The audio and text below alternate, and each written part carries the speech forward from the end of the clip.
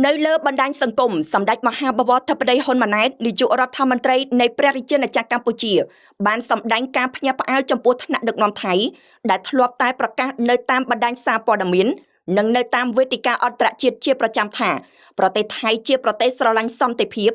និងគោរពច្បាប់អន្តរជាតិប៉ុន្តែថៃបែរជាប្រើកម្លាំងរំលោភលើអធិបតេយ្យភាពដែនដីកម្ពុជាទៅវិញ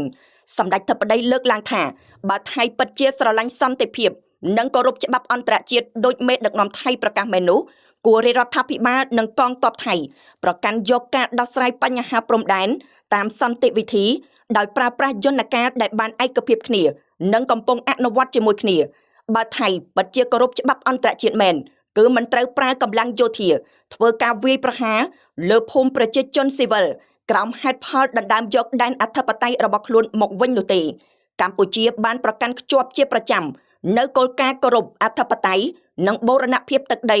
របស់ប្រទេសជិតខាងប៉ុន្តែមិនអនុញ្ញាតឲ្យប្រទេសណារំលោភលើដែនអធិបតេយ្យនិងបូរណភាពទឹកដីរបស់ខ្លួនដែរ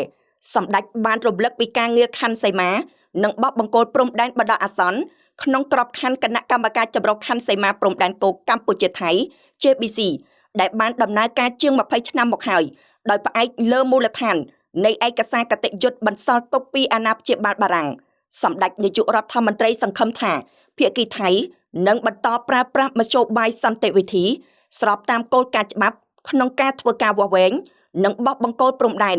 ដើម្បីកំណត់ដែនអធិបតេយ្យភាពរបស់ប្រទេសនីមួយៗសម្រាប់សម្ដេចធិបតីនេះគឺជាវិធីសាស្ត្រងាយបំផុតតម្លាភាពបំផុតនិងយុត្តិធម៌បំផុតព្រោះកម្ពុជាគ្មានគោលបំណងរំលោភលើដែនអធិបតេយ្យភាពស្របច្បាប់របស់ប្រទេសជិតខាងទេសម្ដេចបានបញ្ជាក់ថាការវាស់វែងបានលទ្ធផលយ៉ាងណាកម្ពុជានឹងគោរពតាមហើយសម្ដេចសង្ឃឹមថាប្រទេសថៃនឹងមានភាពស្មោះត្រង់ក្នុងការទទួលយកលទ្ធផលដូចគ្នា